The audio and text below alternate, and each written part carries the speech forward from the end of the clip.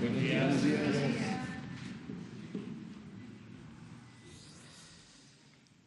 Pues el día de hoy vamos a informar sobre los lamentables sucesos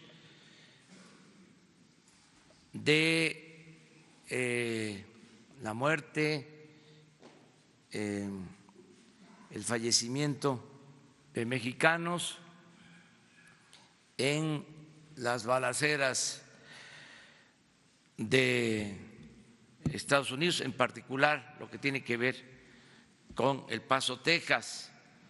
Va a informar sobre este tema Marcelo Ebrard, secretario de Relaciones Exteriores, y también vamos a informar sobre la próxima subasta del Instituto para devolverle al pueblo lo robado. Esta próxima subasta se va a llevar a cabo el domingo próximo.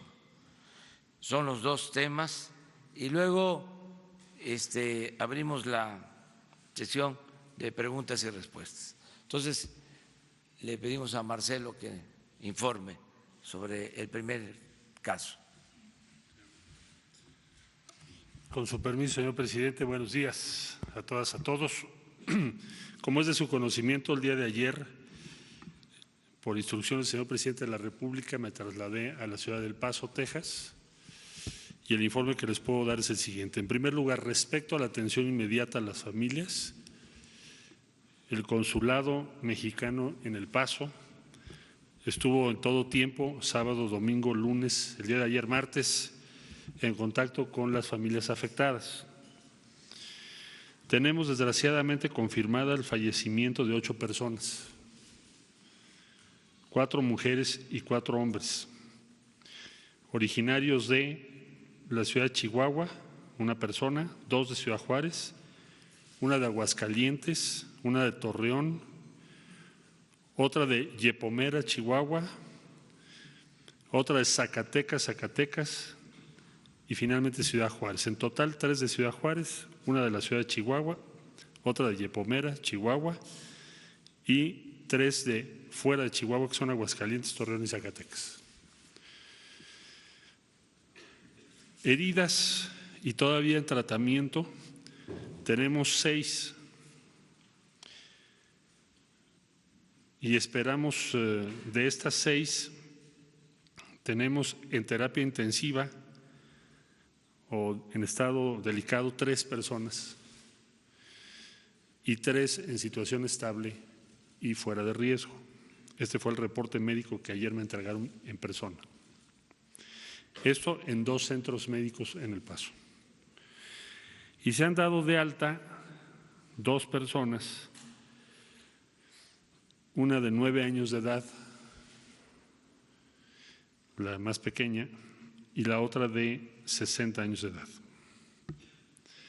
El día de ayer se liberaron los cuerpos de las 8 personas fallecidas, que fue una de las preocupaciones más grandes que teníamos por cuanto al tiempo que muchas veces las víctimas de estos hechos tienen que invertir para recuperar el cuerpo de sus deudos. El día de ayer se liberaron los cuerpos y tenemos ya el apoyo de los servicios funerarios. 5 no van a permanecer en en la ciudad de Ciudad Juárez, sino en diferentes ciudades, y 3 servicios funerarios se llevarán a cabo en Ciudad Juárez. Tuve la oportunidad el día de ayer de conversar personalmente y expresarles la solidaridad y el afecto de todo México a 5 de las familias que tuvieron fallecidos.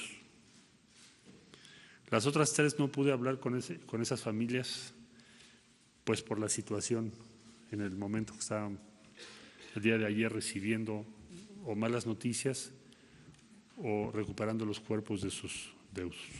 Pero el consulado sí tiene relación con todos. Sin duda es una de las tragedias más grandes que ha tocado vivir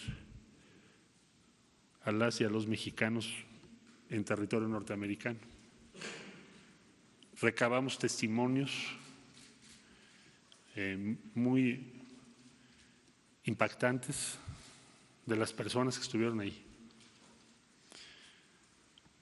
Detalles que hablan de una maldad sin fin de esta persona. Entrar a una tienda Walmart en un día de oferta para el regreso a clases, el Walmart lleno de familias. El tipo con toda sangre fría se puso una especie de audífono para no escuchar las detonaciones ni los gritos de los heridos y literalmente entró y disparó a mansalva sobre las personas, sean estas de 9 años o bebés o familias completas. No creo exagerar si les digo que es la tragedia más grande que hemos visto. Y además el sujeto, con toda intención de atacar a mexicanas y mexicanos o personas de origen mexicano, porque esa tienda es una tienda muy conocida entre nuestra comunidad, que por cierto es una comunidad binacional. Binacional digo porque en Estados Unidos, en El Paso, la proporción de personas que son de origen mexicano o hispano es enorme. Entonces es una comunidad binacional, así me lo dijo ayer el alcalde, a quien también le externé nuestras condolencias y solidaridad. Él ha sido muy claro respecto a las implicaciones que tiene esta agresión a la comunidad de Ciudad Juárez El Paso y fue muy claro también en sus intervenciones. Ayer tuvo también una conferencia de prensa después de hablar conmigo de que es una comunidad binacional y por lo tanto se entiende como una agresión a una comunidad binacional y por lo tanto es inaceptable, rechazable desde cualquier punto de vista. El día de ayer también ratifiqué, reiteré la condena absoluta del Gobierno y Pueblo de México a los hechos. Reiteré, también informé que el día de hoy proporcionaremos a la Fiscalía General de la República todos los elementos con los que contamos hasta este momento, a efecto de que pueda integrarse debidamente la carpeta de investigación que la Fiscalía abrió desde que tuvo conocimiento de estos hechos. Decimos que es un acto de terrorismo porque así está establecido en el Código Penal de México. Y el día de hoy habrá entrevista con el fiscal de distrito y diversas comunicaciones, porque en Estados Unidos procede, pero es una decisión de las autoridades norteamericanas, el terrorismo denominado doméstico, que hoy por hoy es el principal riesgo, según nos dijeron diversas autoridades, en los Estados Unidos, dentro del territorio de Estados Unidos. Corresponderá entonces a la Fiscalía General de la República iniciar el procedimiento legal correspondiente. Asimismo, les informo que estamos integrando la información correspondiente, necesaria, para que la Fiscalía pueda participar debidamente de acuerdo a los convenios, tratados internacionales o acuerdos bilaterales, en virtud del fallecimiento de 8 mexicanas y mexicanos. Es decir, se busca que la Fiscalía General de la República tenga acceso a las investigaciones y en su momento al juicio correspondiente. Y eso es muy relevante, por un lado, porque debemos garantizar que se haga justicia. Y también se debe participar y se debe tener información para respaldar a las víctimas, familiares de las víctimas de este acto terrorista, de esta tragedia. Nos preocupa que otras personas piensen igual que este sujeto. Queremos, y es algo indispensable, hacer y participar en la investigación por parte de la Fiscalía General de la República con el auxilio de la Secretaría a mi cargo para poder estimar si hay vínculos de otras personas con este sujeto y si efectivamente el manifiesto que se publicó es de su autoría. Y todo esto se los externamos ayer a las autoridades norteamericanas. Debo decir que encontramos muy buena disposición. Tan es así que ayer mismo liberaron los cuerpos de las 8 personas. Desde luego, la Fiscalía General de la República y nosotros mismos les mantendremos al tanto del avance de esto que acabo de describir. Habrá también acción legal respecto al arma homicida, un arma de asalto. Sabemos que las leyes norteamericanas son muy permisivas. Me decían que incluso hasta a veces en las propias tiendas se venden armas, tipo Walmart, tipo esas tiendas. Pero no obstante que conocemos esa circunstancia, es nuestra obligación iniciar el proceso legal correspondiente. Y va a ser un tema de perseverancia como muchas otras grandes causas que tenemos que defender. Esta es una causa central, porque perdieron la vida mexicanas y mexicanos. Entonces, lo que en otro momento yo podría darles como una opinión respetuosa, hoy en día es algo distinto. Nos asiste la razón y la ley.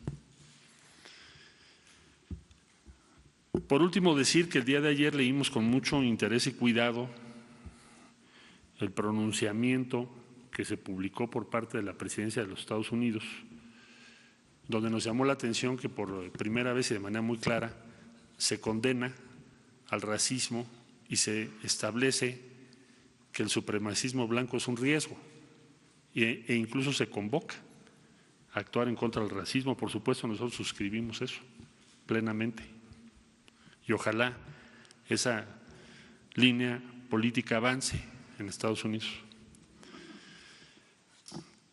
Por último, decirles que hemos establecido contacto con los diferentes países que tenemos comunidades en los Estados Unidos para establecer una política de defensa y protección común. ¿Y de defensa de qué? Pues nosotros tenemos que defender la civilización mexicana, nuestros valores, nuestra aportación, pero también tenemos que defender la lengua, la cultura. Será el propósito de este encuentro o de esta acción conjunta en los próximos meses, respetando los ámbitos legales, porque no tenemos ninguna pretensión de intervenir en la vida interna de los Estados Unidos. Bueno, esto sería el informe hasta aquí y con esto daría yo paso a lo que va a informar mi colega y después vemos preguntas.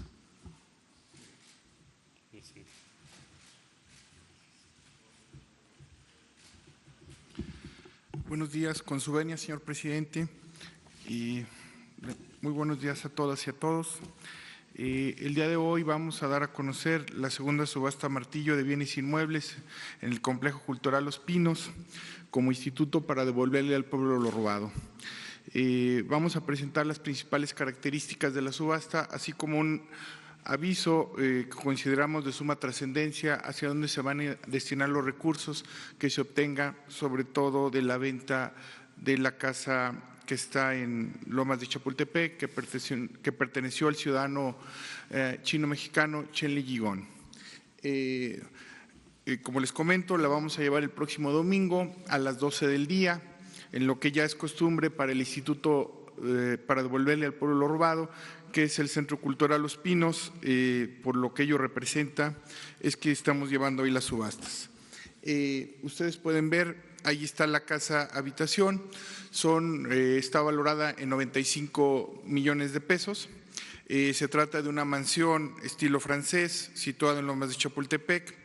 Es una casa pues verdaderamente lujosa, ubicada en un terreno de 1,200 metros cuadrados, con una construcción de casi 1,600 metros. Tiene 4 niveles. En el sótano se cuenta con un garage, allí tenían una cava bastante amplia. Ahí estaban botellas, tenían las botellas de vino.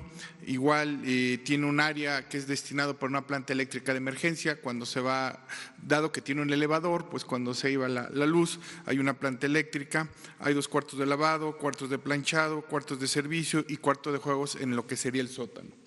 Ahí lo pueden ver, como les comentaba, es una mansión bastante lujosa.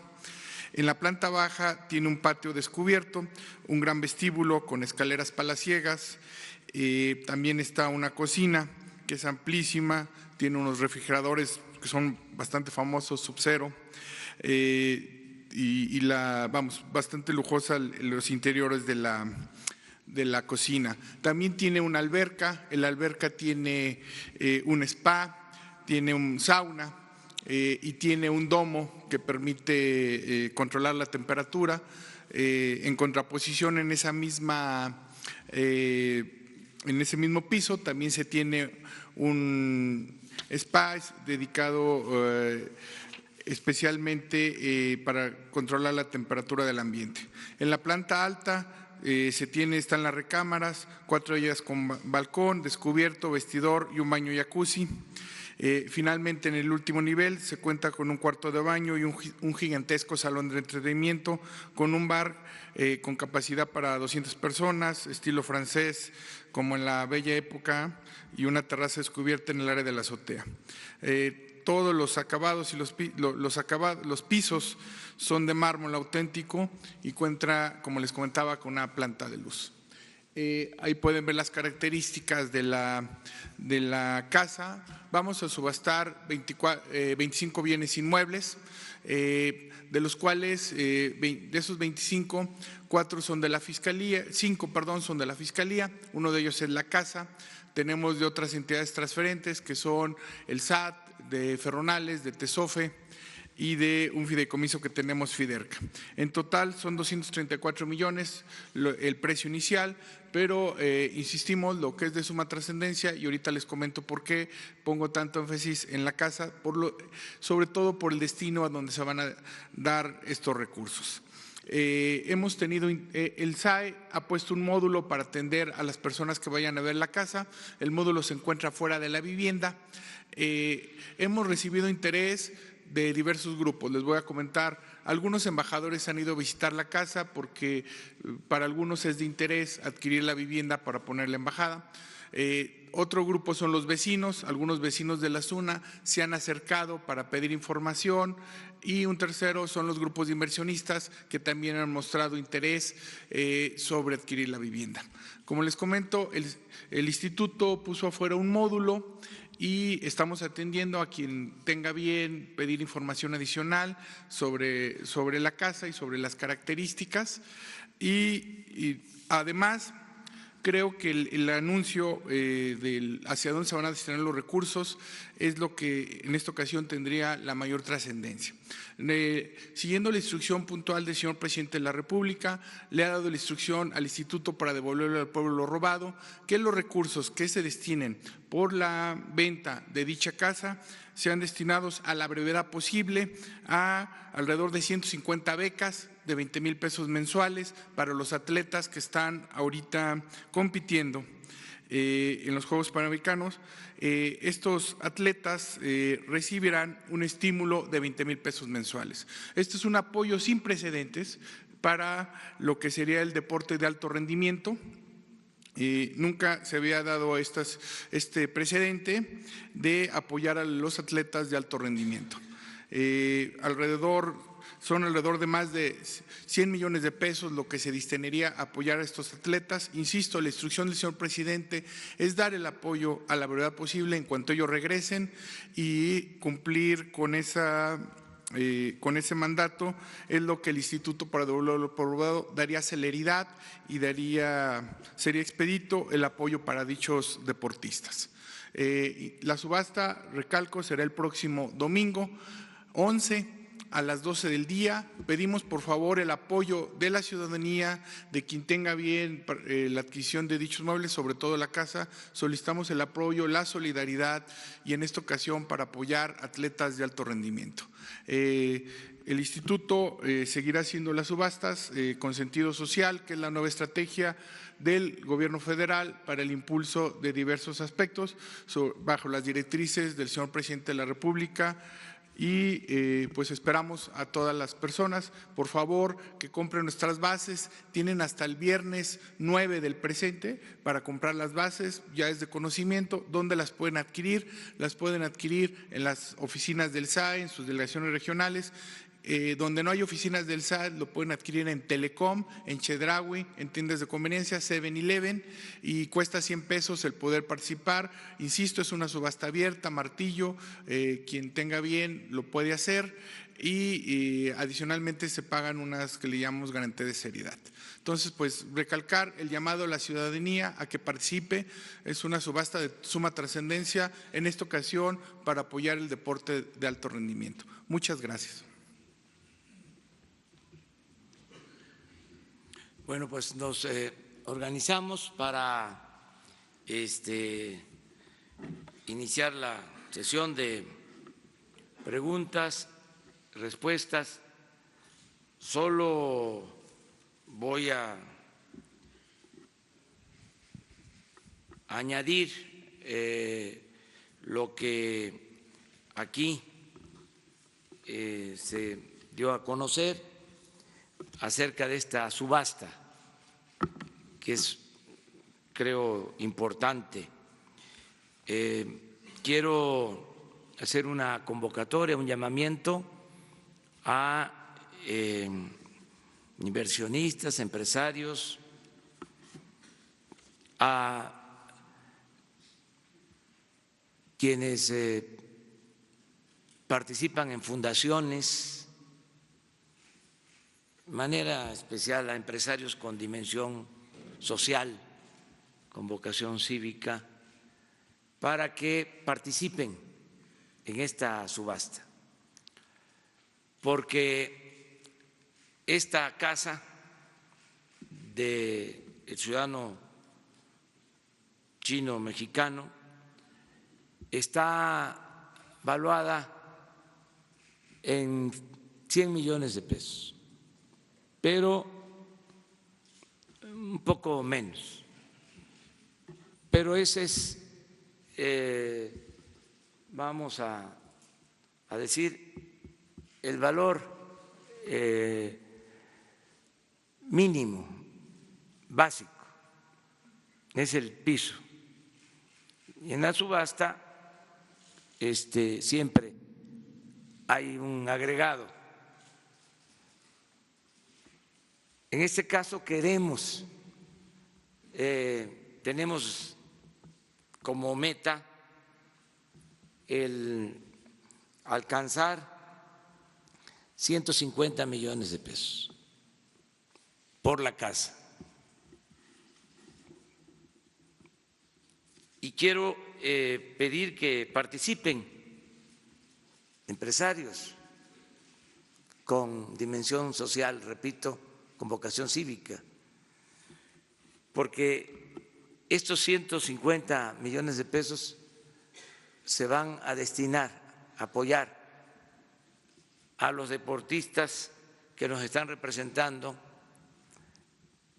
en Perú en los Juegos Panamericanos, que están haciendo una extraordinaria labor, una demostración de entrega.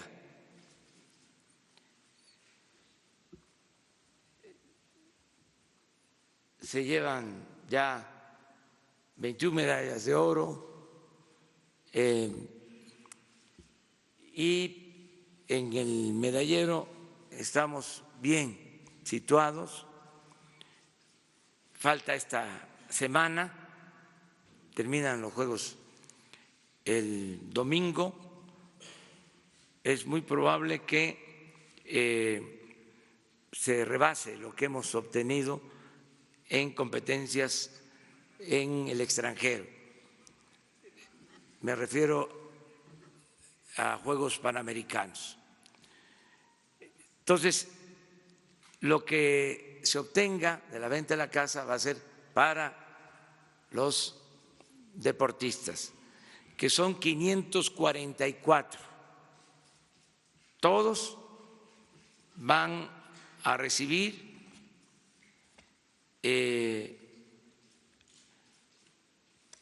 240,000 pesos, a razón de 20,000 pesos mensuales durante un año. Una sola entrega nada de fideicomiso, nada de que se les va a administrar y se les va a entregar cada mes los 20,000 pesos, sino regresando se les va a entregar este apoyo y ellos van a saber cómo administrarlo. Son mayores de edad, son responsables. Hay la mala costumbre de ver al ciudadano como menor de edad y de que el gobierno les administre sus bienes o lo que les corresponde. Y así se van creando fideicomisos, instancias gubernamentales, y al final no se entrega el recurso o se entrega con moche, con piquete de ojo.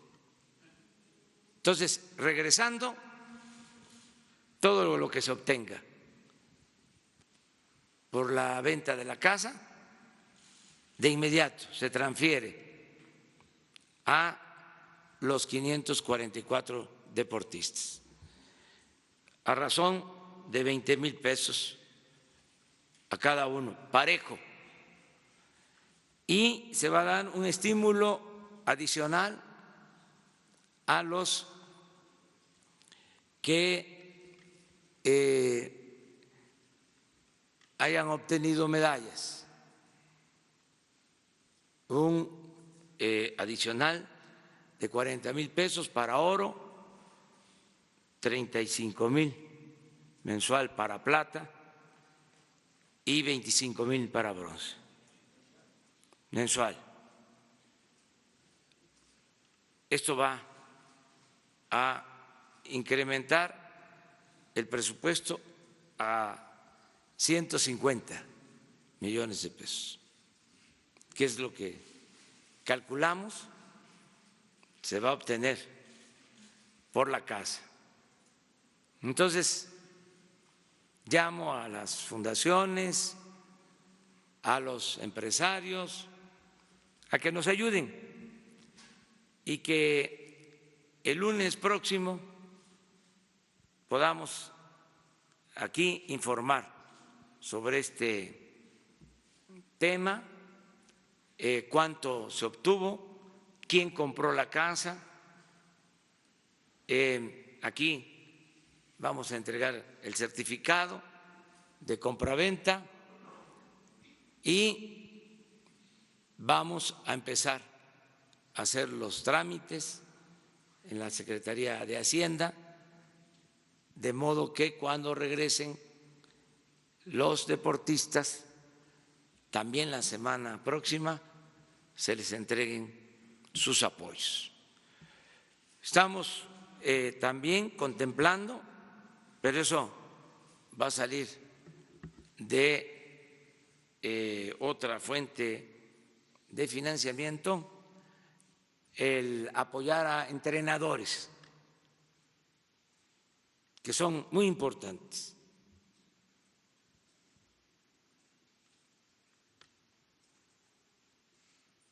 Y viene la participación de paralímpicos y va a ser lo mismo también. Entonces vamos a apoyar. Lo que buscamos es impulsar el deporte y también fortalecer la independencia de cada atleta.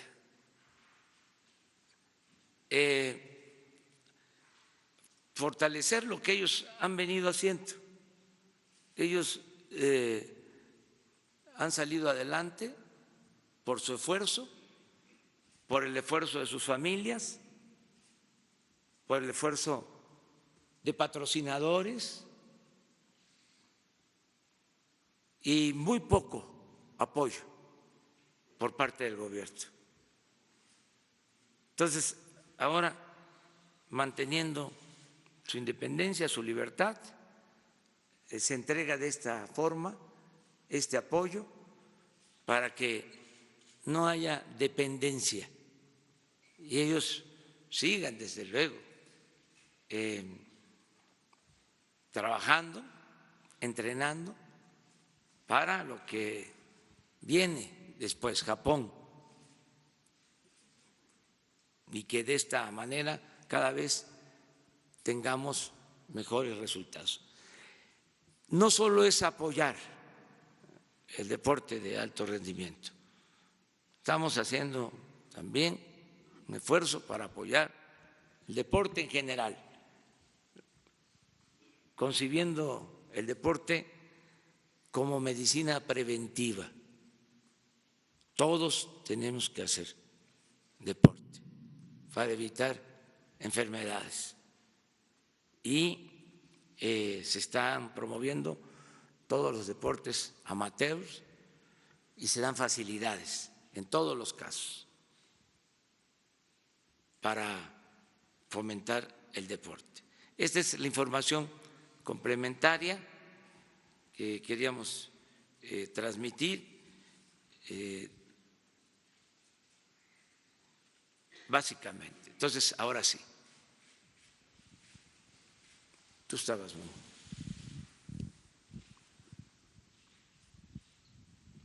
Buenos días, señor presidente, señor canciller, director. Carlos Montesinos de la Hoguera. Si me permite, una pregunta para el canciller Ebrard y otra para usted sobre las acciones que se están realizando por el tema del paso. Si ya se envió la nota diplomática al gobierno de Estados Unidos, cuál es su contenido y si va a acudir hoy a la Fiscalía para dar seguimiento a este tema. Entregaremos la nota diplomática el día de hoy, se las daremos a conocer, por supuesto, y tendremos una plática con el fiscal general el día de hoy también. ¿A qué hora iría, perdón? Bueno, no voy a dar a conocer en este momento el horario porque no lo tengo confirmado, pero en el transcurso del día con mucho gusto. Okay. Muchas gracias. Y, señor presidente, buen día, otra vez. Sobre lo que está comentando en este momento de la iniciativa para financiarlo a los atletas, esto es una medida para impedir actos de corrupción en las federaciones. ¿Se tienen ya los casos registrados? ¿Se tiene evidencia de esto?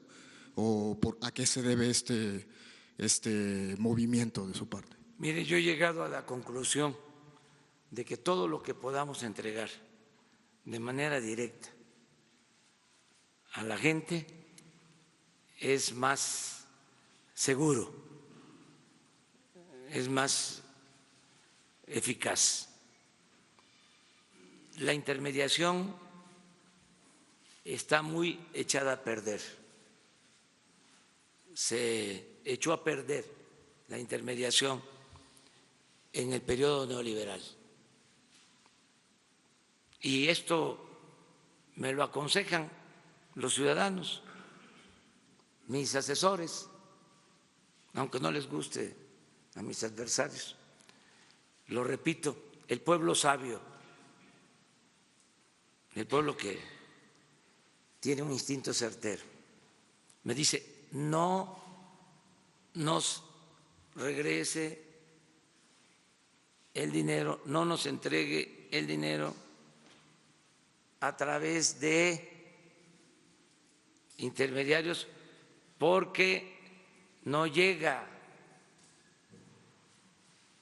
Entonces, una característica del nuevo gobierno es que todo lo que podamos va a ser entregado de manera directa, de la tesorería de la Federación al beneficiario, porque se atrofió el gobierno, se corrompió, se burocratizó. No es solo un invento el hablar de un elefante echado, reumático, mañoso. Ese es el símil, eso es lo que terminó siendo el gobierno. Por eso estoy pidiéndole a la gente que me ayuden a empujar el elefante. Ya lo paramos, pero es un cuerpo de avance lento y hay que empujarlo entre todos. Pero lo mismo sucedió con la llamada sociedad civil, organizaciones sociales, bueno, las llamadas organizaciones no gubernamentales que recibían recursos, fondos del gobierno. Es un contrasentido. ¿Cómo asociaciones no gubernamentales que dependen del gobierno, que reciben dinero del gobierno, pero que además no rinden cuentas, no les entregan los recursos a la gente?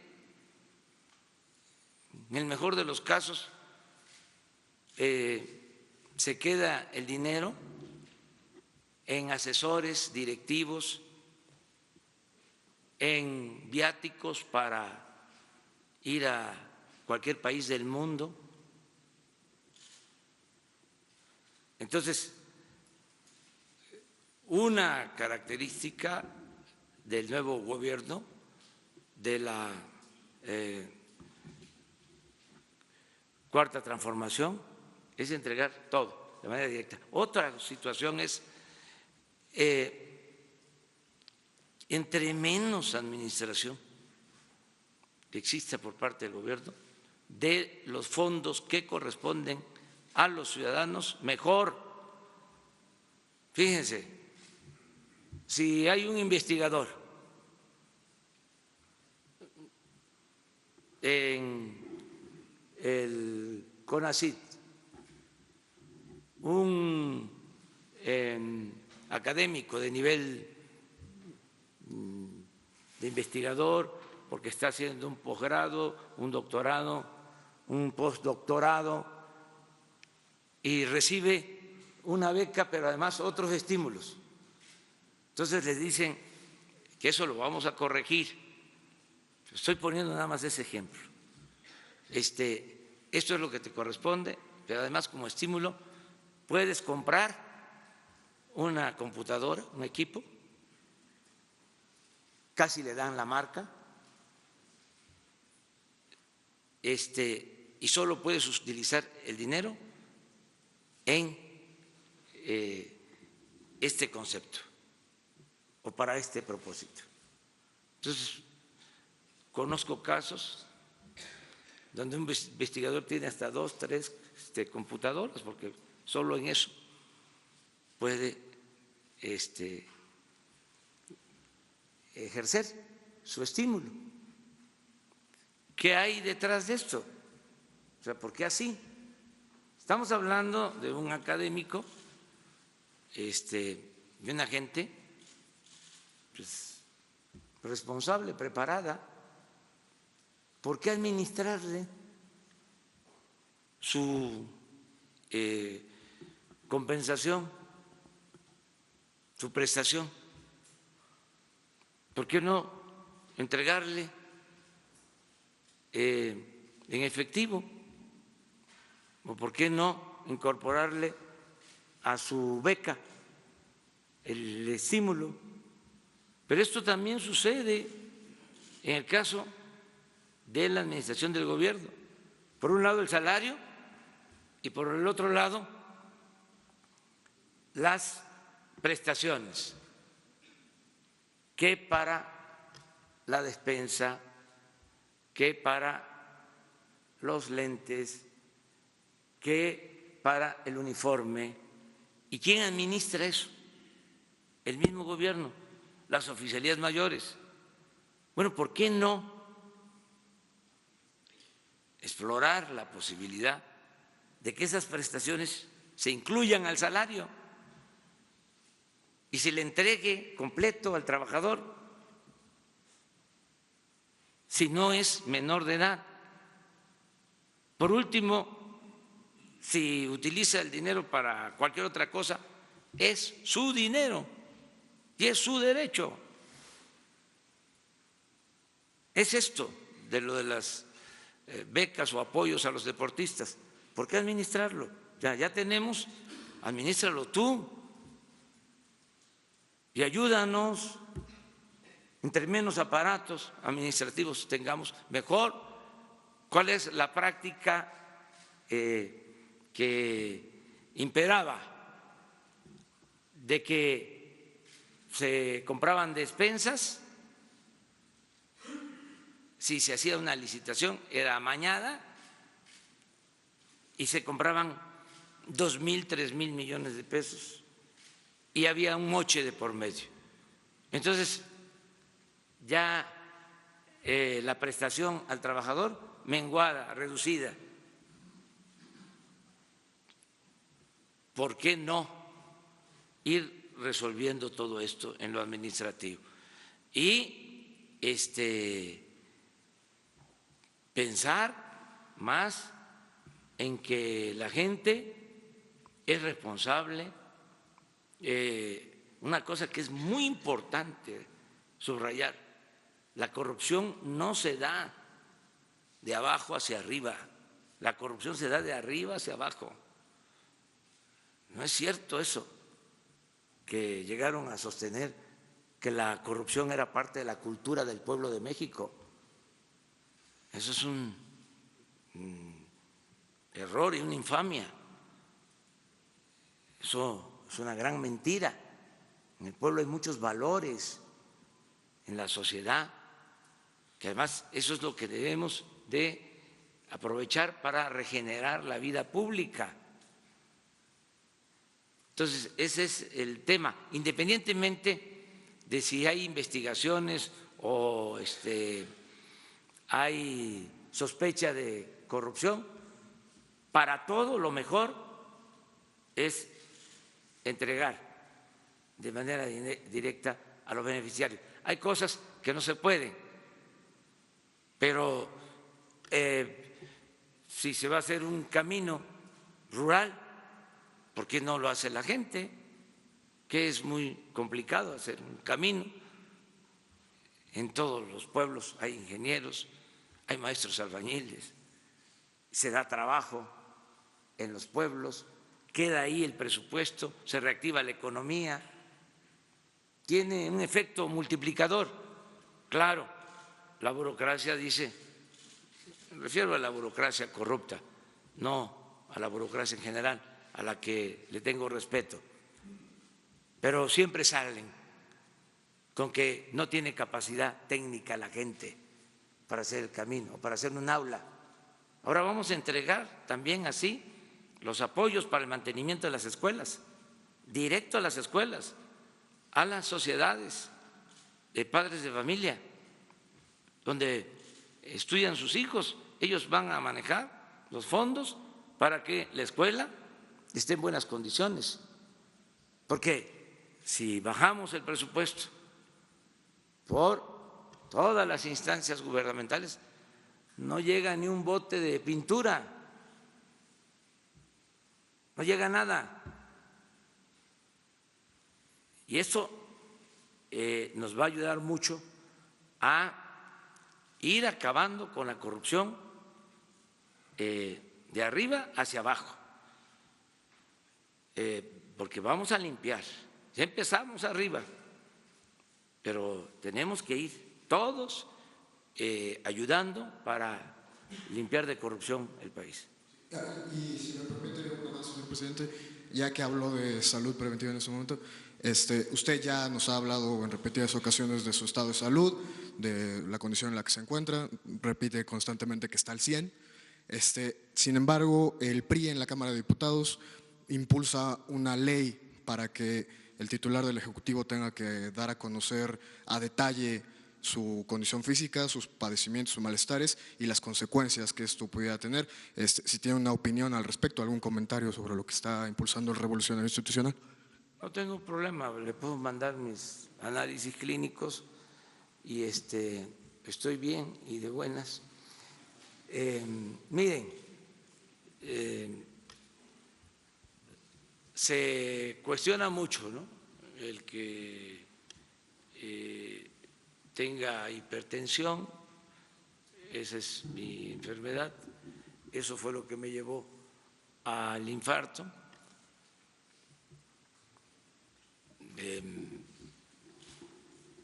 Pero estoy muy bien, agradezco a la ciencia y a la naturaleza, al Creador, de que estoy vivo y estoy perfectamente bien. Me gustaría que quienes sostienen que estoy enfermo hicieran la jornada que hice el pasado fin de semana, de visitar en 3 días 4 estados, 600 kilómetros diarios de caminos, no tan buenos caminos. Entonces me gustaría que ellos hicieran eso, a ver cómo, si iban a levantar temprano el lunes para seguirle.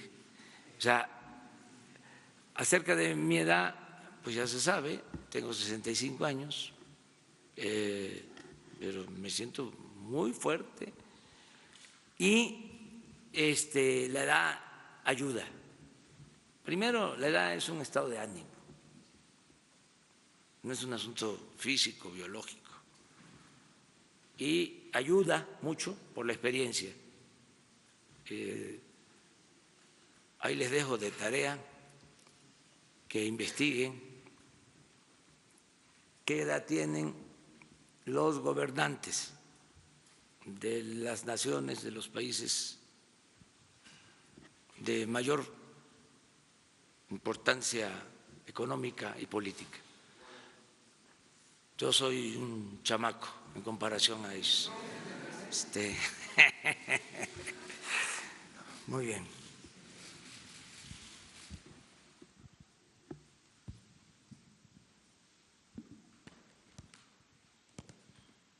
Buenos días, presidente. Shaila Rosagel, corresponsal de Grupo Gili, El Imparcial de Sonora, La Crónica y Frontera de Tijuana. Presidente, hoy se cumplen 5 años del derrame de la mina Buenavista del Cobre de 40,000 metros cúbicos en el río Sonora. ¿Cuál es su postura? ¿Qué le diría a los pobladores de Bacanuchi, Babiácora, Banamichi, Ures, Bavispe, San Felipe, Aconchi y el Molino de Camus? Usted dijo que iría a la Semarnat a realizar una revisión de la contaminación allá al río Sonora, preguntarle si hay avances de esta revisión que está haciendo la Semarnat. Y por último, respecto al río Sonora, usted comió con estos 10 hombres más importantes de negocios, entre ellos estaba Germán Larrea, preguntarle si tocaron el tema del derrame del río Sonora y si fue así, ¿qué le dijo? Si acordaron algo. Esa sería la primera pregunta. Bueno, mire, estamos buscando un acuerdo de mineros con trabajadores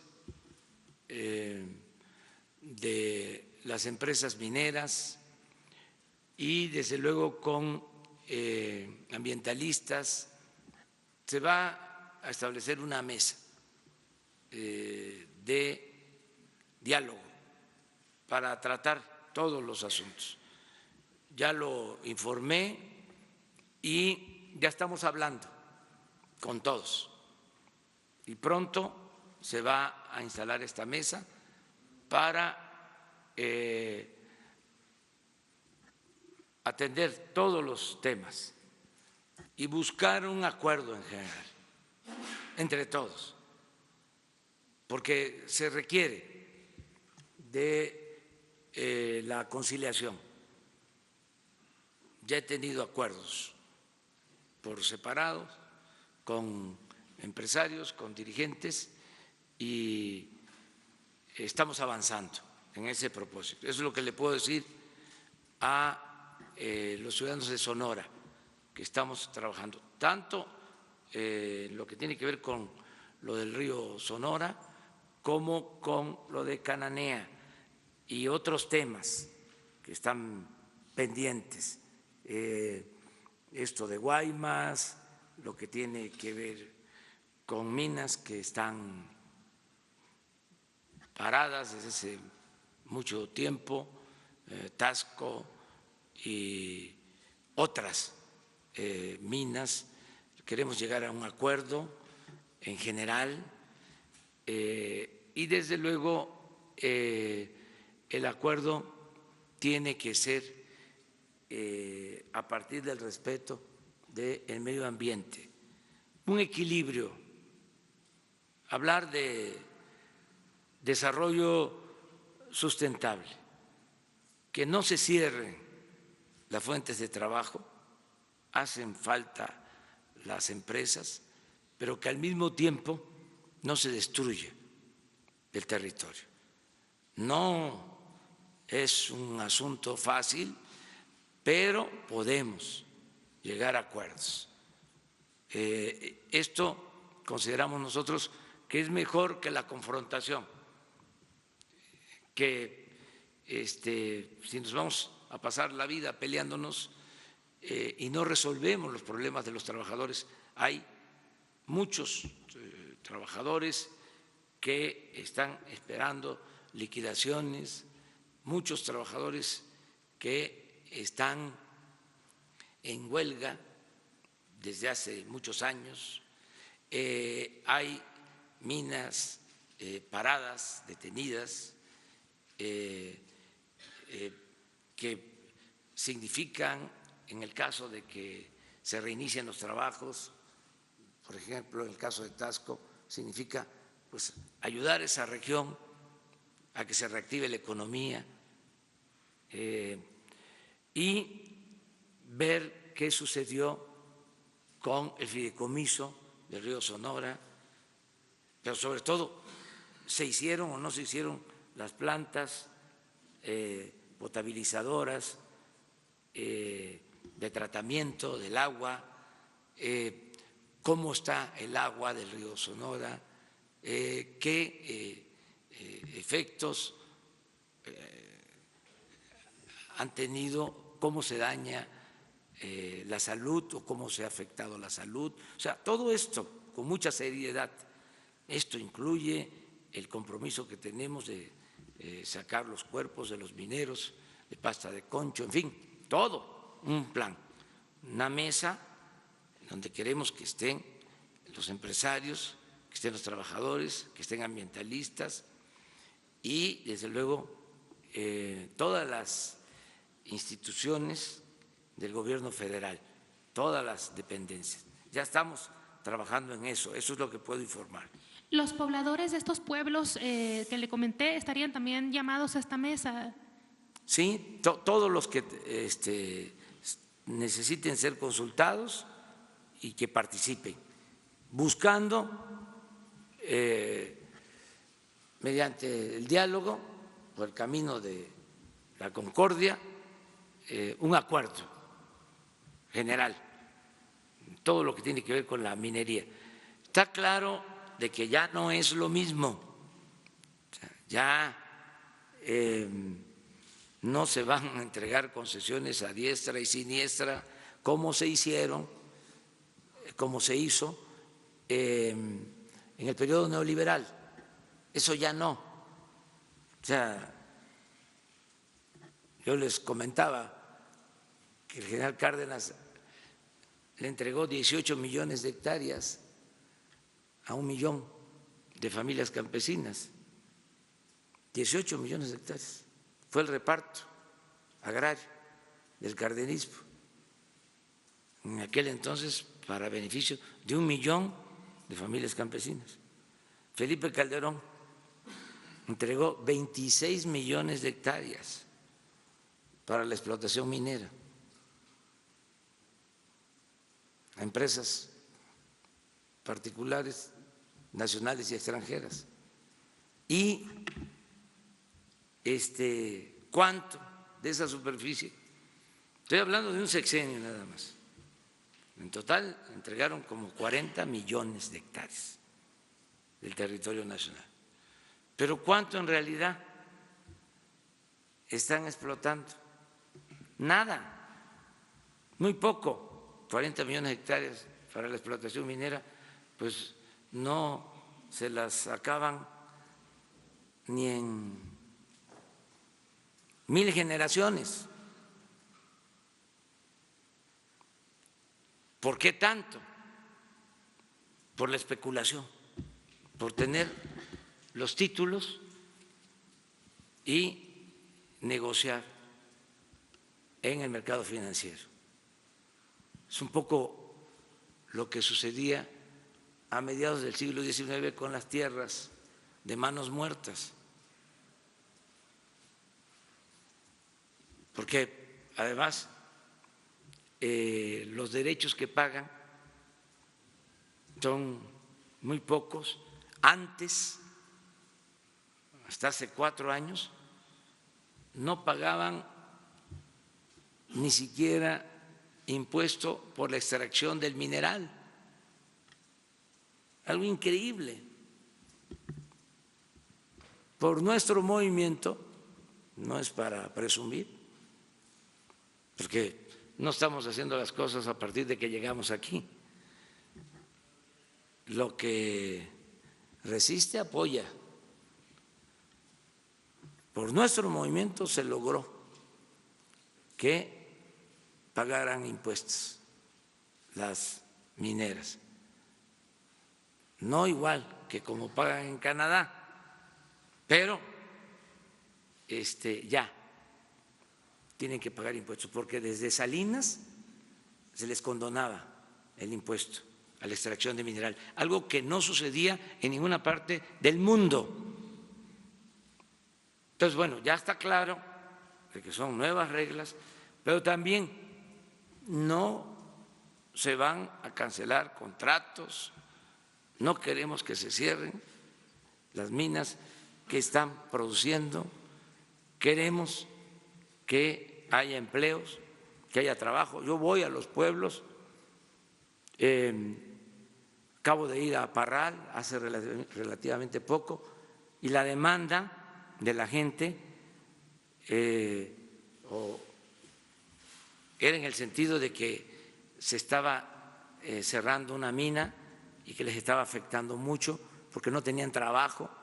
Una mina, por cierto, de el grupo Carso, y le hice un llamado a Carlos Slim para que se procurara que no se cerrara la mina.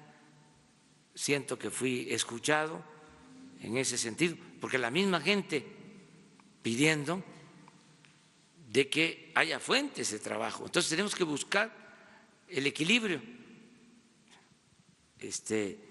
Por eso yo creo que todo se resume en el concepto de desarrollo sustentable, es decir, crecimiento, empleo, pero cuidando el medio ambiente, cuidando la naturaleza. Presidente, en Sonora ha habido bastantes balaceras y tiroteos en sitios públicos en los últimos días. ¿Qué información tiene de lo que está ocurriendo en el estado y de qué forma se está coordinando la federación con los gobiernos municipales y estatales? Hay buena coordinación con el gobierno del estado en esta materia y en otros temas, con la gobernadora de Sonora, y acerca de la violencia, todos los días estamos tratando este tema. Le voy a pedir a Alfonso Durazo que informe sobre la incidencia delictiva en Sonora. Él tiene toda la información, con mucha objetividad, qué está pasando en Sonora.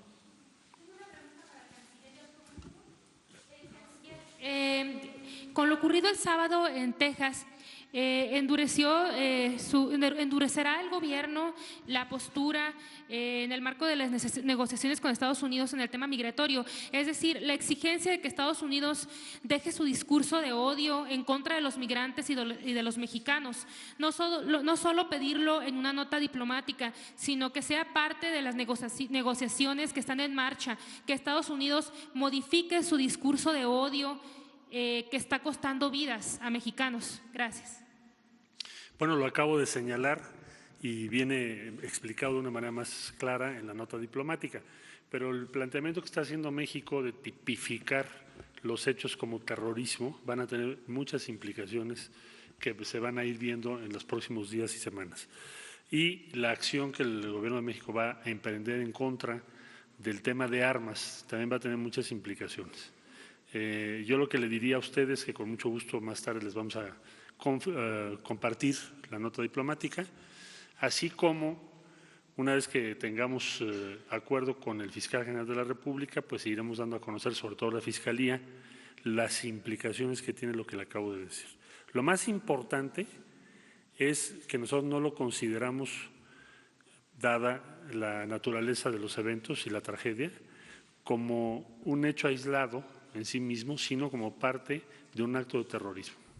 Y sobre eso vamos a insistir, y me parece que es lo más sólido y drástico que podemos hacer el día de hoy, y también lo más efectivo, que no quede en una declaración, sino en un proceso legal.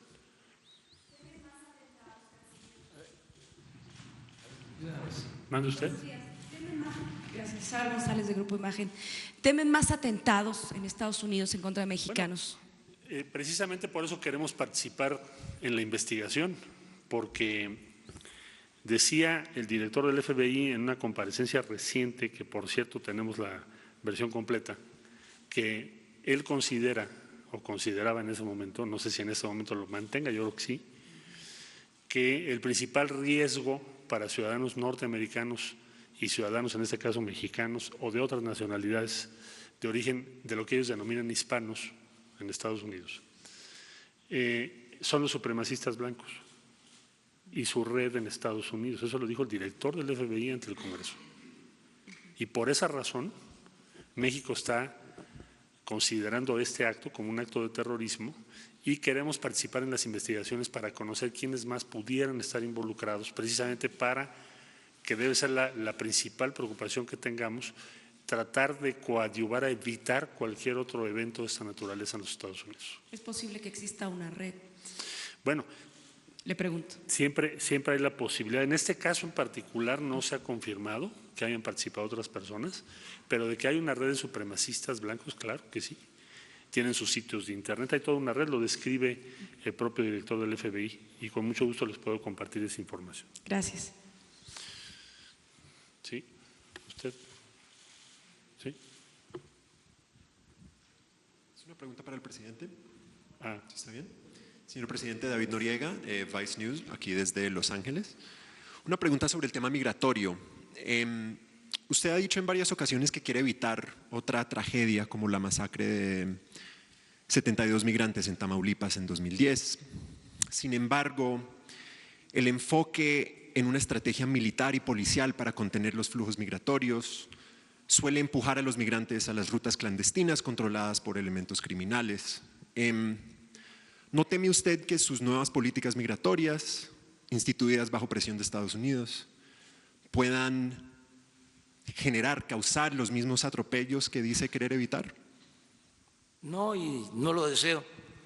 A lo mejor nuestros adversarios quisieran eso, pero nosotros estamos procurando resolver el fenómeno migratorio, primero atendiendo las causas, que haya trabajo en los lugares de origen de los migrantes, que la gente no se vea obligada a emigrar. Eso es lo que estamos haciendo. Y protegiendo a los migrantes, cuidándolos, que no se violen sus derechos humanos,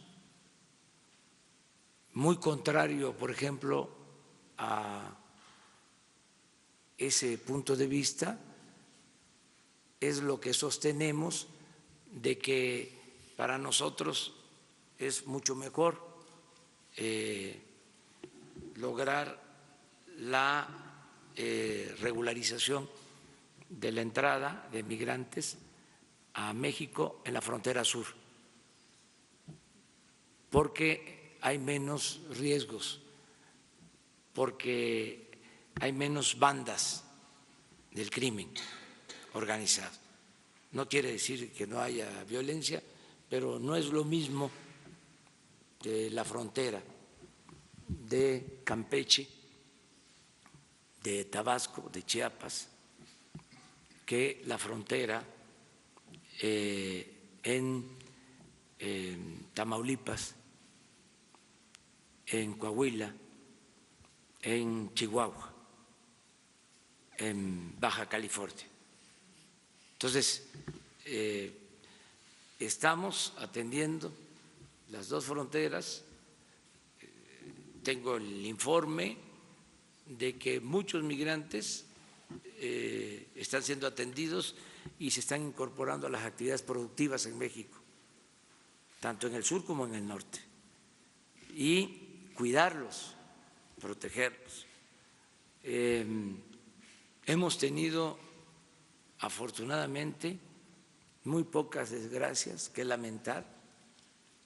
Estamos hablando de un incremento en el flujo migratorio como nunca se había visto en los últimos tiempos.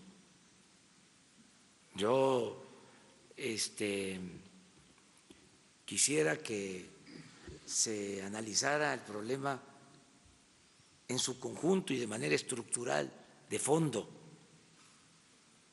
que incluso las organizaciones no gubernamentales, los que defienden a migrantes, los que defienden los derechos humanos, tuviesen una visión integral,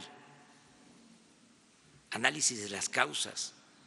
Quisiera yo que estas organizaciones iniciaran condenando el modelo neoliberal, condenando la política de pillaje, condenando el abandono del pueblo, analizando lo que está sucediendo en Centroamérica. ¿Cuántos estudios hay sobre la realidad de Centroamérica? ¿Qué se conoce sobre lo que está sucediendo en Honduras? La gravedad de la crisis centroamericana. ¿Se habla acaso de que la mitad de los migrantes son hondureños? Y se preguntan del por qué. ¿Se atiende eso? Entonces, sí me gustaría que se fuese al fondo del asunto y que no nos confundan. Nosotros no somos represores, no somos conservadores, no somos de derecha, no sostenemos que los problemas sociales se resuelven con medidas coercitivas. Nosotros sostenemos que la paz y la tranquilidad son frutos de la justicia. Esa es nuestra filosofía, nuestra doctrina. Entonces, todo lo que estamos haciendo es para proteger a los migrantes. Fíjense que no hemos nosotros culpado a otros países, a otros gobiernos. Lo que estamos haciendo es ayudando a otros países, a otros gobiernos, para atender el problema. Y aquí hemos hablado, en otros tiempos también, de la otra cara de la moneda, grupos conservadores, porque los extremos se tocan, hablando de que no deberíamos de apoyar a los migrantes, también queriendo promover la xenofobia en nuestro país.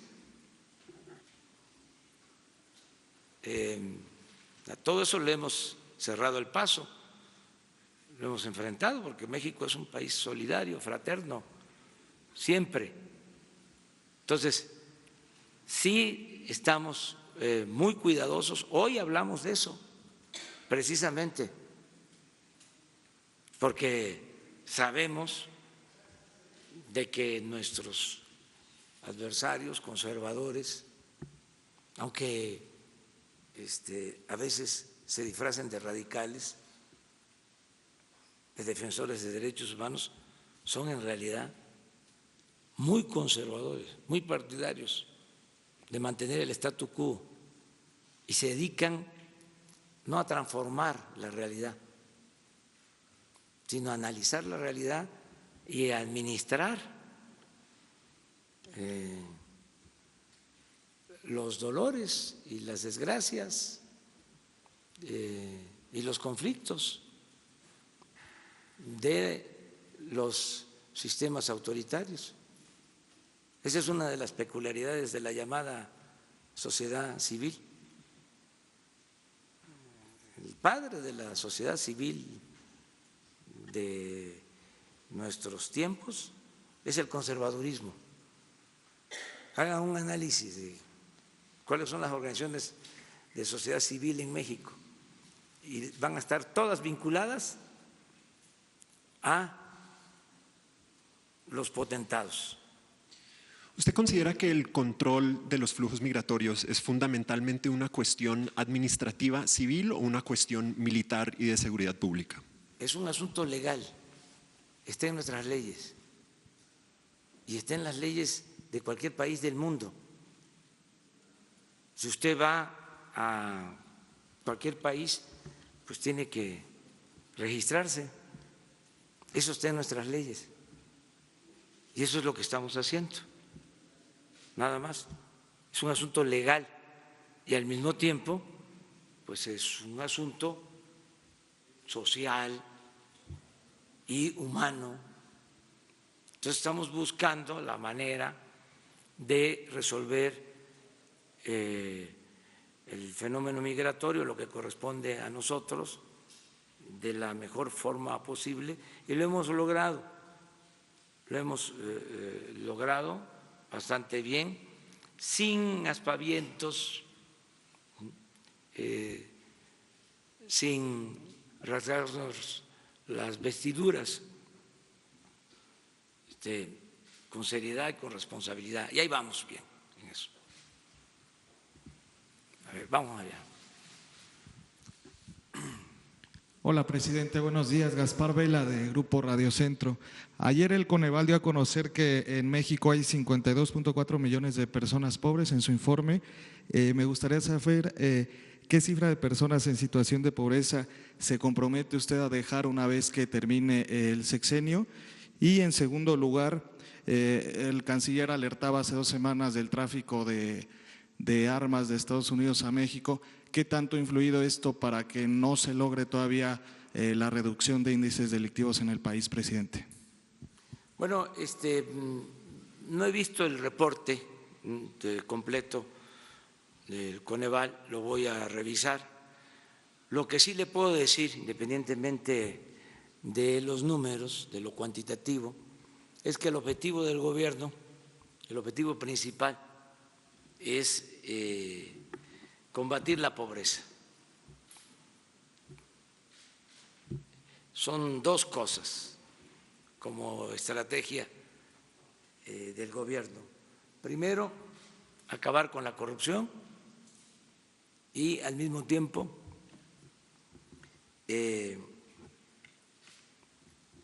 sacar de la pobreza a nuestro pueblo. Y están relacionadas las 2 cosas, porque hay pobreza por la corrupción. La corrupción política es la causa principal de la desigualdad económica y social de México. Por eso estoy escribiendo el libro de la economía moral, Esto no lo entienden los tecnócratas. Pero el principal problema de México es la corrupción y eso nos ha llevado a la desigualdad monstruosa que se padece, y a la pobreza, y a la inseguridad, y a la violencia. Por eso la insistencia en acabar con la corrupción, que por cierto ya no le voy a llamar así al libro. No sabía yo, ya ven que las ideas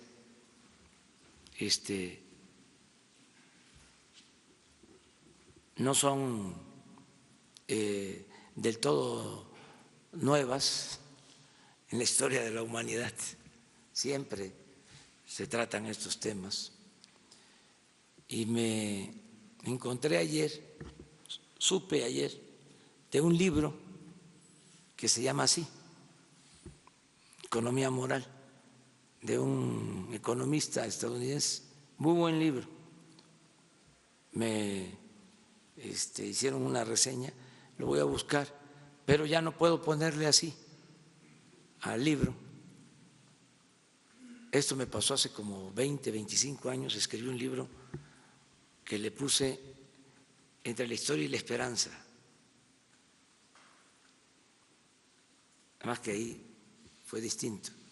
Luego el que fue presidente de Estados Unidos, el presidente Clinton, hizo un libro después que le llamó Entre la esperanza y la historia.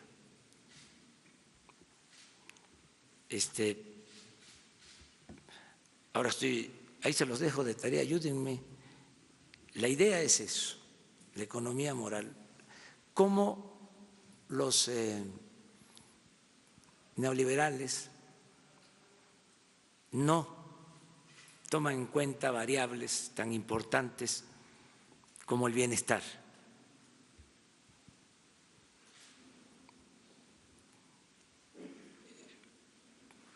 Entonces, ¿cómo no toman en cuenta? Nunca les importó a los neoliberales el problema de la corrupción.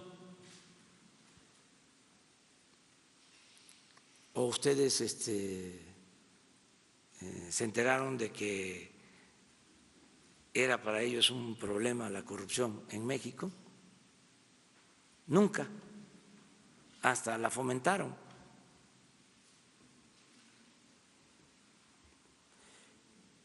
Entonces, estoy pensando ahora en el nuevo nombre. Me está gustando el ponerle la moralización de la economía. Puede estar bien. O pues, no ponerlo en negativo, porque lo otro podría ser la economía inmoral. Ese es otro asunto, pero eso es ponerlo en negativo. Es más en positivo lo que estamos haciendo, lo que es el modelo nuestro, cómo sin corrupción, sin gastos superfluos, con un auténtico Estado de Derecho, con legalidad, con fraternidad, se puede lograr una sociedad mejor. Ese es el modelo nuestro. Entonces, en eso estamos.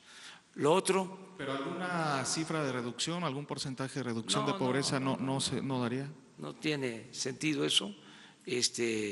Vamos a esperarnos. Lo que sí les puedo decir es que, y eso lo puedo probar, nunca los pobres habían recibido tanto como ahora.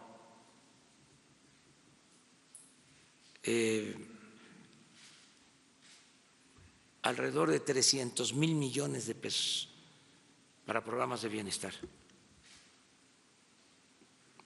como nunca. Entonces, esto tiene que dar buenos resultados. Como nunca, aunque no les guste a nuestros adversarios, aumentó el salario mínimo este año. Les hablaba yo de que el promedio de salario de los registrados en el Seguro Social está arriba y es superior al promedio de otros años, el salario promedio. Y otros datos, porque los nostálgicos del neoliberalismo siguen hablando del crecimiento escaso, limitado. Nada más ven eso, no ven otras cosas. Fíjense ahora que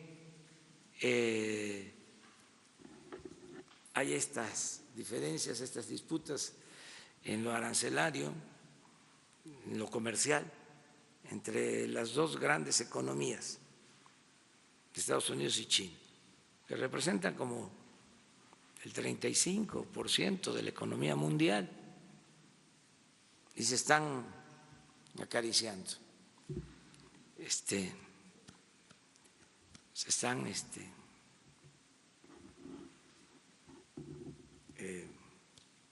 confrontando, poquito afortunadamente, ¿no? Pero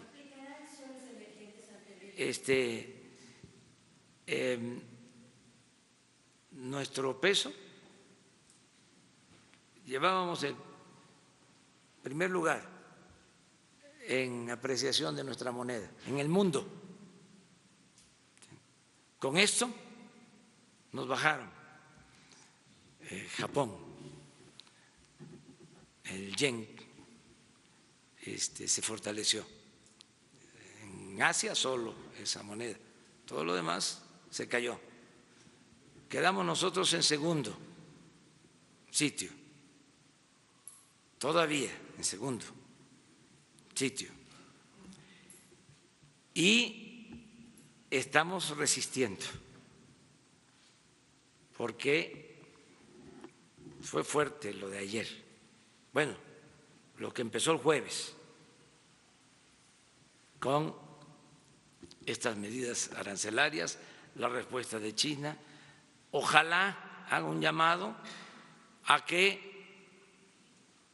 se dialogue. No beneficia a nadie la guerra comercial. Esto afecta a la economía mundial. Se tiene que buscar el arreglo, la conciliación, porque no es solo las diferencias entre Estados Unidos y China, las dos principales economías del mundo, es que pasan a afectar al resto de las economías y, desde luego, a la economía mundial. Entonces, nosotros estamos resistiendo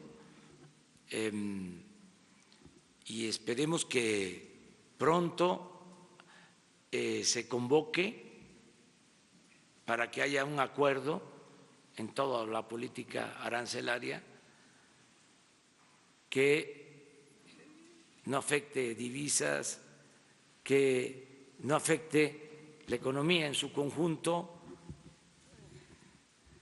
Eso es lo que estamos haciendo.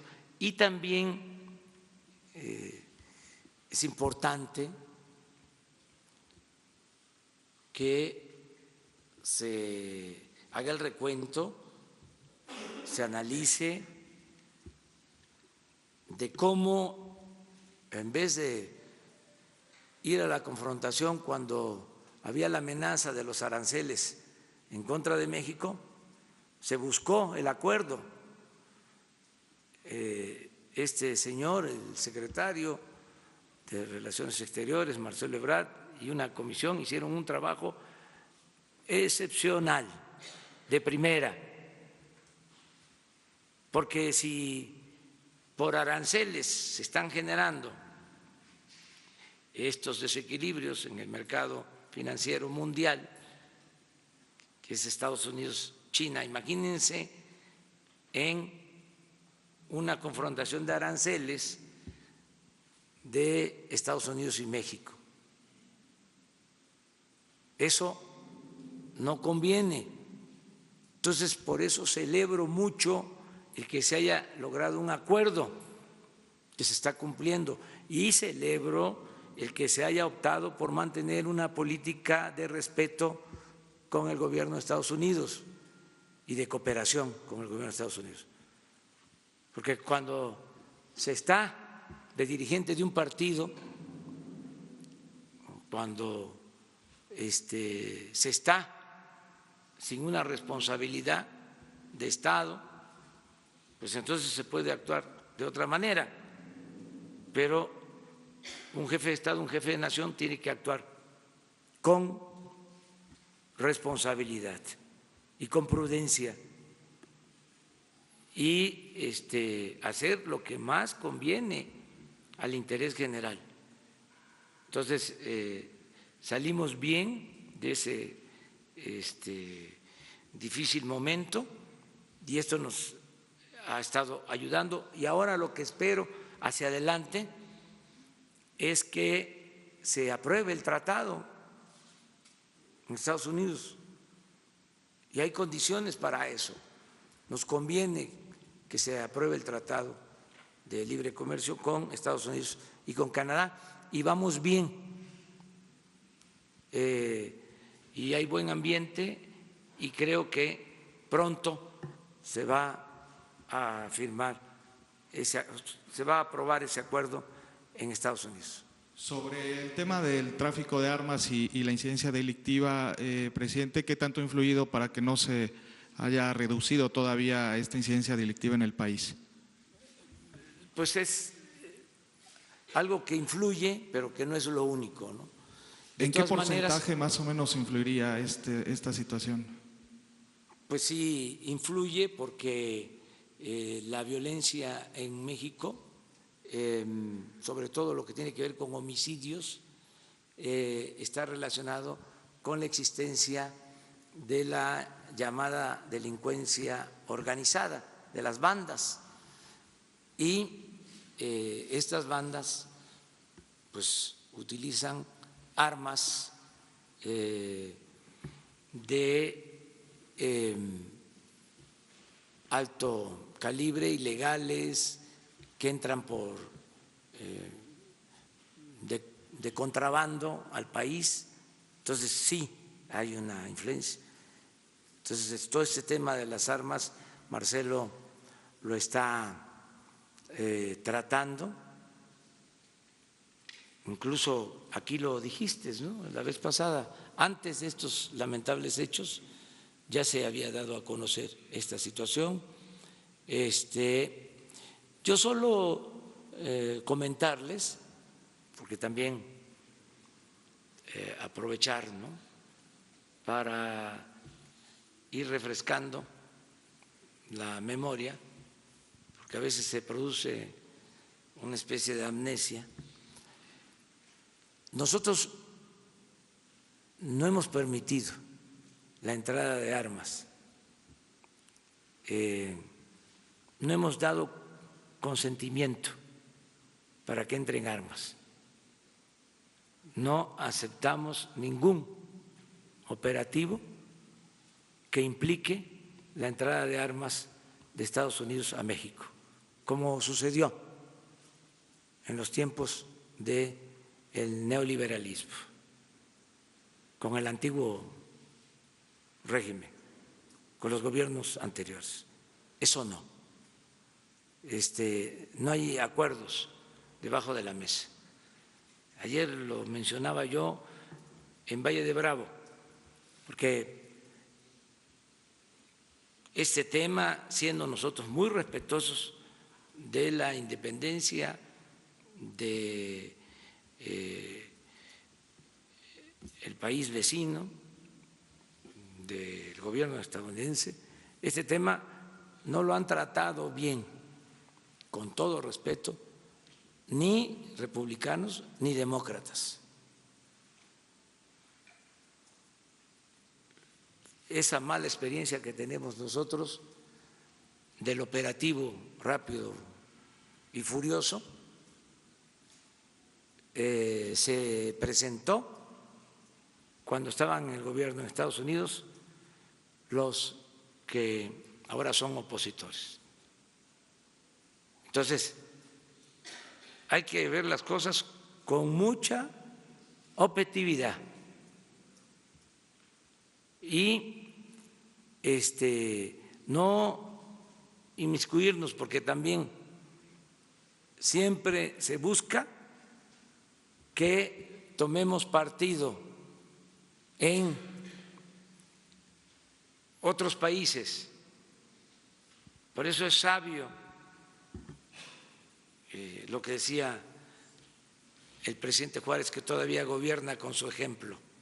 El respeto al derecho ajeno es la paz y la no intervención, la autodeterminación de los pueblos. Que a veces se critica que por qué no nos metemos a opinar sobre otros países, a condenar lo que sucede en otros países. Pues es una política que está definida en nuestra Constitución y que ha resultado eficaz y además está pegada a principios históricos. Entonces, el caso de las armas, Marcelo puede tratar el asunto. Con su permiso, señor presidente.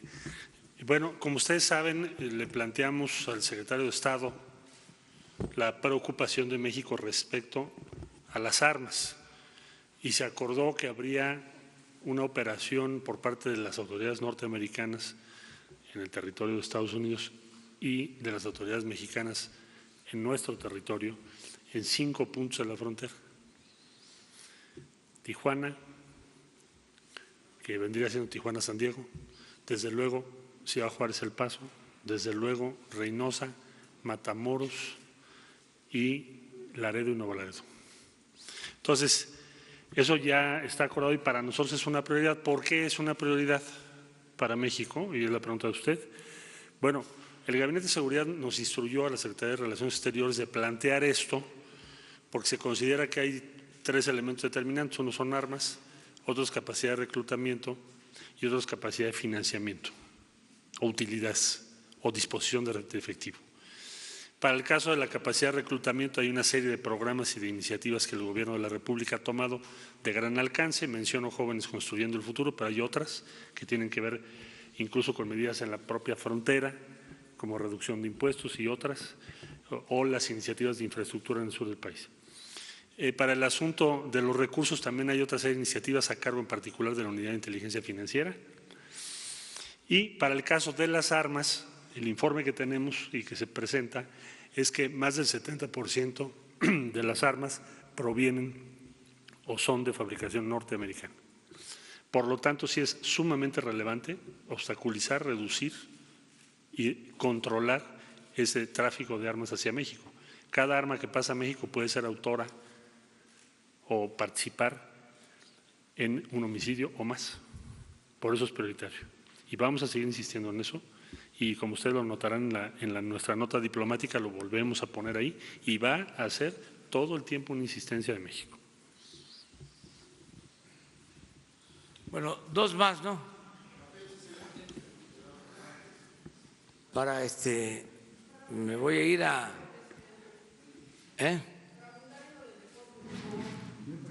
A ver, vamos a lo del deporte. Lo del deporte, ¿quién dijo? A ver, adelante.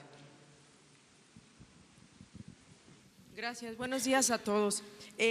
Presidente, le quiero preguntar, este anuncio que hace de otorgar estos recursos a los atletas, ¿significa que va a desaparecer el fideicomiso FODEPAR, que ya no van a recibir el dinero que actualmente reciben a través de este fideicomiso, o además de lo que ya reciben por FODEPAR, van a recibir los recursos que usted acaba de anunciar?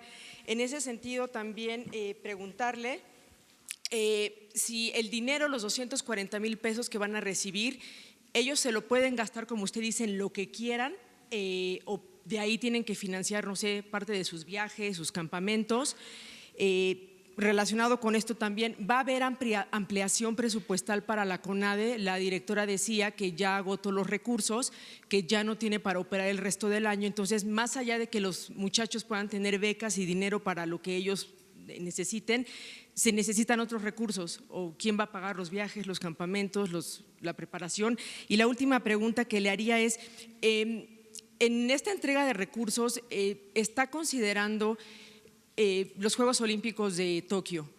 Y cuando usted dice los montos que va a repartir de manera pareja, significa que, por ejemplo, atletas que no van a ir a participar en Tokio porque sus deportes no son olímpicos, pueden incluso estar recibiendo más dinero que los que sí van a participar. Le pongo, por ejemplo, el caso de Paola Longoria.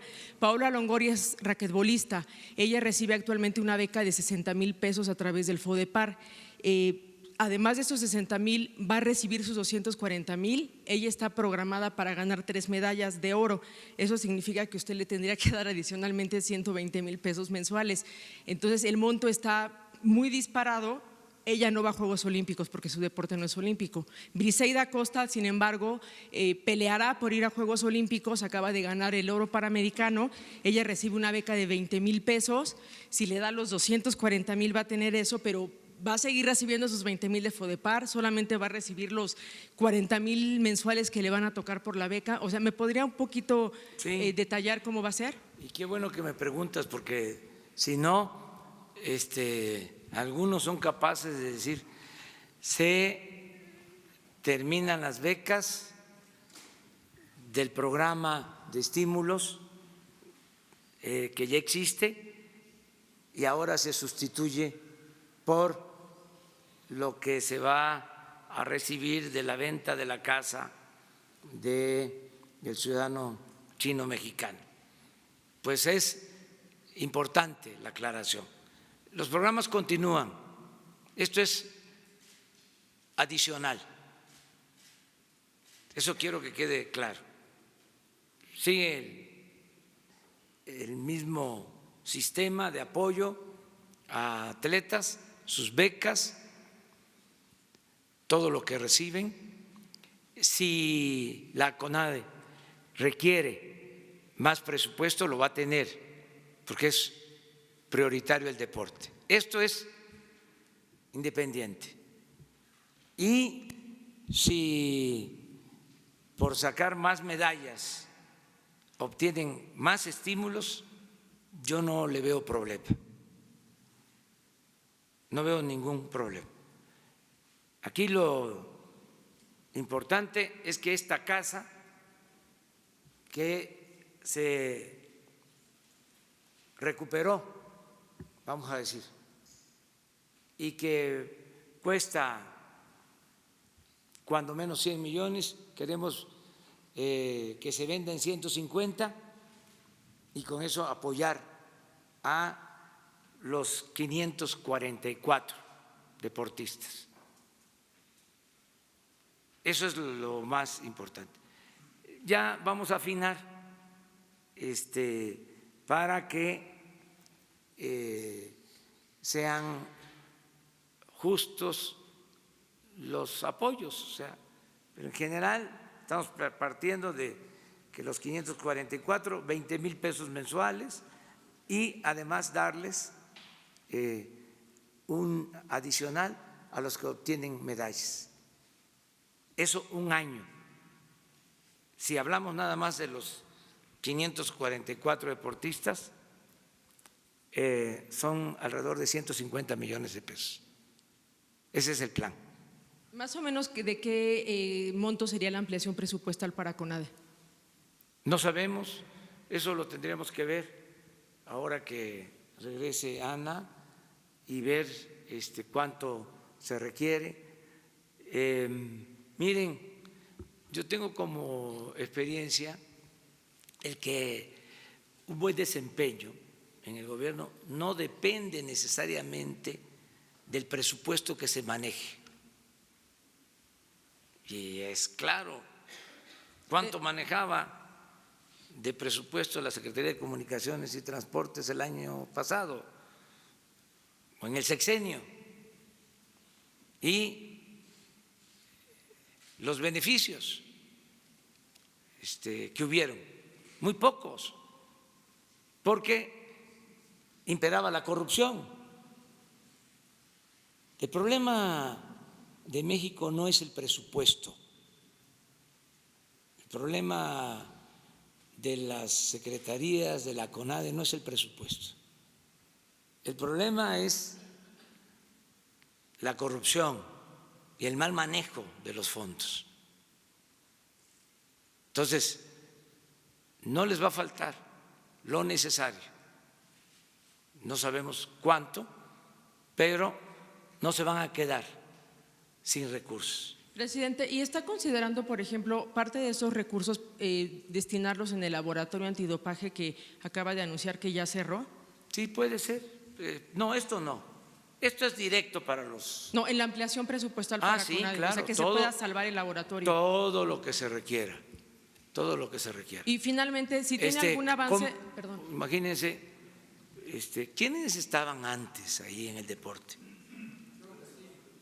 ¿De director de la CONADE? ¿No es el que estuvo de comisionado en Michoacán? Sí, Alfredo Castillo. Bueno, ya.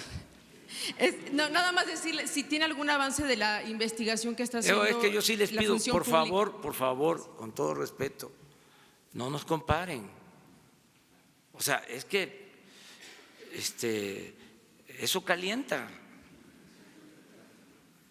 O sea, quieren medir con la misma vara. Ahora sacaron de que aquí en Presidencia íbamos a comprar chorizos de no sé cuánto dinero. Yo no como chorizos, lo digo con todo respeto, o sea, creo que es un alimento muy bueno, o sea, extraordinario. Yo soy más de la butifarra de allá de Jalpa, se las recomiendo. Y tampoco me gusta la moronga azul. No soy de la moronga azul. Entonces, no nos confundan. O sea, ayer también en el Reforma, de que una empresa de las hijas de funcionarios de Pemex, a ver,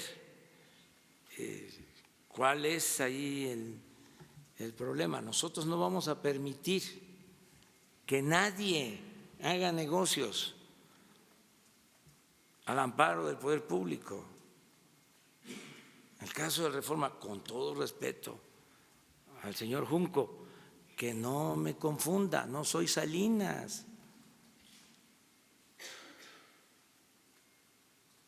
Porque eso sí calienta. Entonces, esto es lo del deporte, no se va a dejar de apoyar al deporte, ni a la cultura, ni al cine, y mucho menos a los pobres. Esos son los predilectos por el bien de todos, primero los pobres. Estos son los cambios que se están llevando a cabo y este apoyo es muy importante porque, insisto, lo que hacen los deportistas, me consta, es por el esfuerzo de ellos mismos, de sus familiares. Antes hasta hacían boteaban para tener recursos y poder ir a participar. Entonces, ahora se les va a dar este apoyo y lo más importante es que ojalá y una empresa nos ayude y compre la casa. Además, no vale 100 millones como está evaluada, vale más. O sea, está situada donde se considera que hay más valor por metro cuadrado. Es una de las zonas más exclusivas de México, donde está ubicada la casa.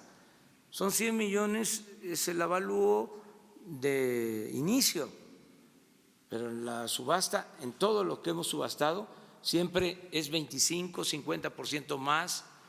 En este caso, lo que queremos es que lleguemos a los 150, que con eso nos alcanza para estos estímulos a todos los deportistas. Y a lo mejor participan, puede ser que ya desde ahora que nos están escuchando ya están pensando de que nos van a ayudar, y vamos a dar a conocer también aquí quién compró la casa, porque aparte de que es un bien público, pues también va a tener un precio adicional por la participación de quien la adquiera, y para beneficio del deporte, para algo bueno, pues. ¿Sí? Ese es el. Terminamos. Las casas. Presidente, acá todavía no da nada. Aquí, ¿yo? Vamos a dejarla, mire, al decano, a Reyes Razo. Ya. Muchas gracias. Muchas gracias, señor presidente. Ciertamente la actitud de su gobierno frente a los norteamericanos, frente al señor Trump, ha sido en pos de la conciliación y en pos del trato dialogado, terso, lo más suave posible. Pero ya José Rogelio Álvarez, el creador de la Enciclopedia de México, notable intelectual jalisciense, académico de la lengua, señalaba que México tiene dos grandes problemas en su historia: la Iglesia y los Estados Unidos de América, y que muy poco atención se presta a semejantes temas, incidiendo tanto como lo hacen en la vida nacional. Pero aparte de José Rogelio Álvarez, un embajador emérito, más de 40 años en el Servicio Exterior mexicano, asesor, por cierto, actual del canciller Ebrard, tal como la ley lo indica, pide, solicita o sugiere que tengamos una actitud más firme, una actitud hasta de aguantar vara, si es posible el propio término, así lo empleó el embajador emérito Sergio González Gálvez, con más de 40 años en el Servicio Exterior, subsecretario de Relaciones Exteriores, de que si acaso hubieran venido los aranceles, hubiera tenido que aguantar vara, y que se debía tener y privilegiar en relaciones exteriores al personal más entrenado para saber lidiar con la diplomacia y los intereses norteamericanos.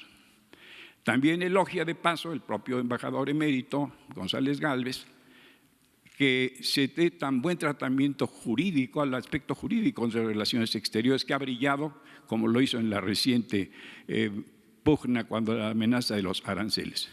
Es posible ser más firme, más consistente, algo que llegue al corazón mismo nuestro, y decir, nos estamos poniendo al tú por tú con los norteamericanos hasta donde se puede. Gracias, señor presidente. Gracias, canciller. Pues sí, todo lo firme que sea necesario y también todo lo prudente que exigen las circunstancias. Nosotros queremos mantener una muy buena relación con el gobierno de Estados Unidos y al mismo tiempo mantener nuestra independencia. seguir actuando como un país libre y soberano, no como una colonia o como un protectorado. México es un país libre, independiente, soberano. Tenemos que cuidar mucho la relación con Estados Unidos. Y sí, en efecto, es una relación importante, clave,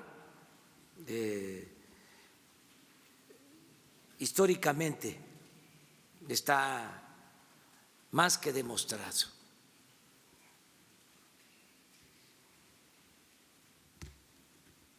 Y estamos ahora teniendo mucho cuidado con eso y siento que vamos bien en esa relación. Lamentamos muchísimo el que se presenten estos hechos en los que pierden la vida mexicanos y estadounidenses también. Pero no tenemos ningún problema de conciencia, porque nosotros siempre hemos sostenido que no deben de utilizarse medidas coercitivas, que no se debe de apostar a la fuerza, que no se puede fomentar el odio, que no se puede azuzar a los pueblos para rechazar a extranjeros, a migrantes. Y hemos sido muy claros en eso, pero no estamos como para estar diciendo te lo dije.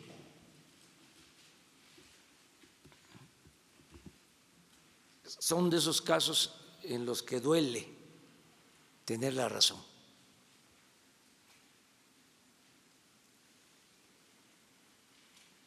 No meternos en los problemas internos de otros países. Hay procesos electorales en Estados Unidos, hay elecciones y no queremos ser partícipes, ni mucho menos utilizados. Tenemos nuestra propia política, precisamente por nuestra independencia y por el respeto a nuestra soberanía. Y estoy muy satisfecho con el trabajo, el papel que está haciendo Marcelo Ebrard como secretario de Relaciones Exteriores. Me ayuda mucho, descanso mucho en su conocimiento, en su capacidad, en su experiencia, en su manejo político-diplomático. Me ayuda muchísimo, porque yo conozco la historia del país y conozco la historia de las relaciones internacionales, conozco la historia de la relación de México y Estados Unidos desde el Gran Zarpazo o desde antes, y lo he estudiado y conozco cómo ha sido nuestra relación. Pero no puedo estar en todo. Además, para eso es el secretario de Relaciones Exteriores. Y yo tengo que ocuparme también de lo interno. Además, sostengo que la mejor política exterior es la interior. Arreglar la casa, limpiar la casa, porque si nos va bien en México, nos van a respetar afuera, siempre. Cuando hay un gobierno corrupto, no solo le faltan al respeto los de adentro, sino también los de afuera. si hay un gobierno honesto, se adquiere mucho respeto en el ámbito internacional, sin necesidad de tanto protagonismo, sin necesidad de estar asistiendo a todas las cumbres, estar participando en todos los foros. Eso es asunto de los internacionalistas, de los diplomáticos, que, por cierto, y como tú lo has dicho, son muy buenos los mexicanos. La diplomacia mexicana es de lo mejor que hay en el mundo y son los que están ayudando en relaciones, y yo les recuerdo a ustedes que a lo mejor no se sabe porque está dedicado a la administración pública y a la política, pero Marcelo es egresado del Colegio de México y su especialidad es precisamente la de la política exterior. Entonces, por eso está en este cargo y lo está haciendo muy bien. Nos vemos mañana. Nos vemos mañana. Mañana. Muy bien.